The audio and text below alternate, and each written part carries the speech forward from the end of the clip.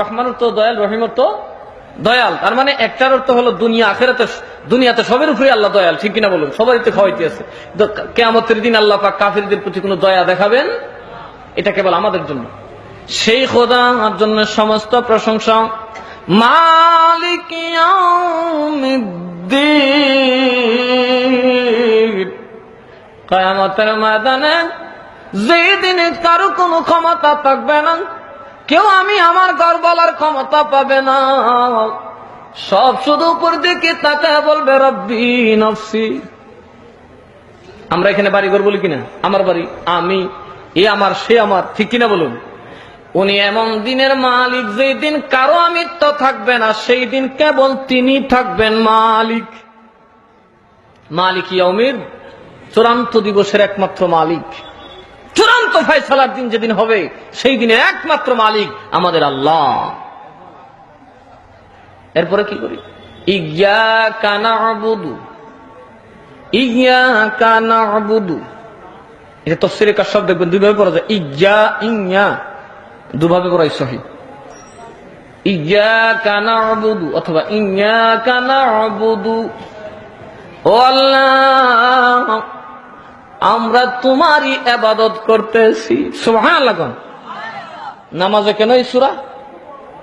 নামাজে খোদার সাথে দিদার হয়, ঠিক কিনা বলেন? আর দিদারের কথাবার্তা একমাত্র এটাই, পরস্পরের সাক্ষাৎ সুযোগ যে কথাবার্তা আল্লাহ কোরআনে, সেটা এটা সূরা ফাতিহা। ইয়্যাকা না'বুদু, এ আমরার মাবুদ আমার, আমরা তোমার প্রশংসা ইবাদত করতেছি। ইয়্যাকা না'বুদু, তার নামাজ হলো সঠিক যিনি বলেন আমি যদিও খুদারে দেখি না, কিন্তু খুদায় আমারে দেখতে পায়। ইয়্যাকা না'বুদু, আল্লাহ গো, আমরা তোমারই ইবাদত করতেছি, গোলামি করতেছি, দাসত্ব করতেছি। ইয়্যাকা নাস্তাঈন, আল্লাহ আমরা তোমারই দাসত্ব করতেছি এবং তোমার কাছে সাহায্য চাইতেছি। আমরা কার কাছে সাহায্য চাই? এই দেখছেন, এইখানে গিয়ে কি শেষ সূরা ফাতিহা? কথা বলুন শেষ? কিন্তু বাতিলেরা এখানে শেষ করে কয় কি, হ্যাঁ আল্লাহর কাছে সাহায্য চাও, পীরের কাছে যাও, হের কাছে যাও, হের কাছে যাও, এগুলো তো নাই। নাউযুবিল্লাহ বলুন। ইয়্যাকা না'বুদু ওয়া ইয়্যাকা নাস্তাঈন দূর করে আর কয় না। কিন্তু আহলে সুন্নাত মানে গোটা কোরআন। কথা বলুন ঠিক কিনা? আমরা কুদ্দুর সাইরা কুদ্দুর ধইরা না, তারা কুদ্দুর সাইরা কুদ্দুর। আসুন সামনে যাই। ইয়্যাকা না'বুদু ওয়া ইয়্যাকা নাস্তাঈন, আল্লাহ তোমার কাছে সাহায্য চাই। মিশকাতে কিতাবুস সালাতে দেখবেন আমার আল্লাহ তখন নামাজে প্রশ্ন করে, বান্দারে আমার কাছে তুমি কোন ধরনের সাহায্য চাও? টাকা, বাড়ি গাড়ি, ধন দৌলত, বিবি? না আল্লাহ না, তোমার কাছে নামাজে দাঁড়াইয়া কি সাহায্য চাই আল্লাহ শোনো। ইহদিনাস সিরাতাল মুস্তাকিম, মাবুদ আমরা রে তুমি তোমার সঠিক পথ দেখাইয়া দাও। আল্লাহ টাকার দরকার আছে, বাবার কাছে মাল দিয়েছো। আল্লাহ দৌলতের দরকার, মাওলা রে ধনীর কাছে দৌলত দিয়েছো, ভিক্ষা করলে পাওয়া যাবে। আয় রাব্বানা আমিন।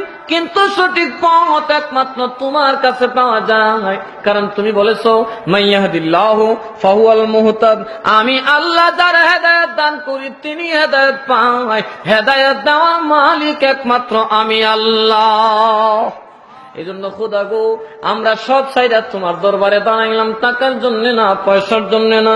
ও খোদা, তোমার দরবারে হাজির হইয়া যাব, কবরে চইলা যাব।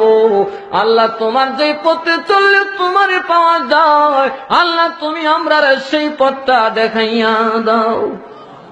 ওই দেখছেন কি সাহায্য চায়? টাকা পয়সা না, বা সঠিক পথ। তখন নাকি আল্লাহ জিজ্ঞেস করে, ঠিক আছে বুঝলাম, তুমি সঠিক পথ বলতে কি বুঝো? আমরা বলি তুমি তো আল্লাহ শিখিয়ে দিছো, সিরাতাল্লাযীনা আন'আমতা আলাইহিম। মাওলা গো, তোমার দেখি না, তোমার রাস্তা জানি না, ওই সমস্ত বান্দার পথে চলাই, তোমার পথে চলান যেই সমস্ত বান্দাকে তুমি আল্লাহ দুনিয়াতে পুরস্কৃত করেছো। হে আল্লাহ, জি, তাদের পথটাই হলো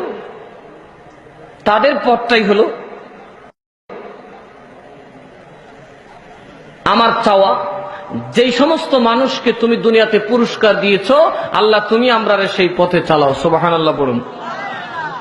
আবার বলি তো, গায়রিল মাগদুবি আলাইহিম ওয়ালাদ-দাল্লিন, যাদের উপর আল্লাহ তোমার গজব, যারা পথভ্রষ্ট তাদের পথে নিও না, তাদের পথে নিও না।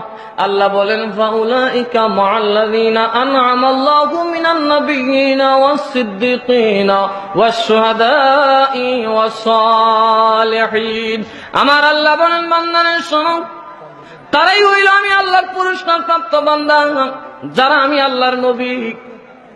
আল্লাহ, তাইলে আমরা চলতে হবে কার পথে? নবীর পথে। কার পথে? আল্লাহ বলেন আমার পুরস্কার প্রাপ্ত প্রথম বান্দা হলেন আমার আম্বিয়া কেরাম।